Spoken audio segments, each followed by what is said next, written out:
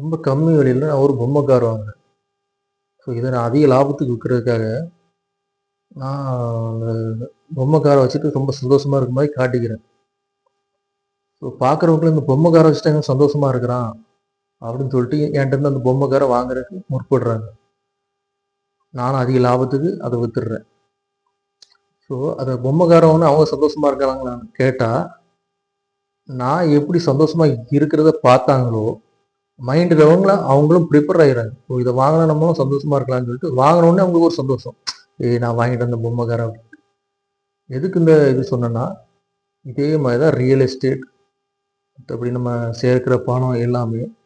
இன்னொருத்தர பார்த்துட்டு, ஓ இது இதெல்லாம் வாங்குனா சம்பாதிச்சா சந்தோஷமா இருக்கலாம் அப்படின்னு சொல்லிட்டு, ஹெல்த்த விட்டு சம்பாதிச்சு ஒரு இல்ல ரியல் எஸ்டேட்ல இடம் வாங்குறாங்க.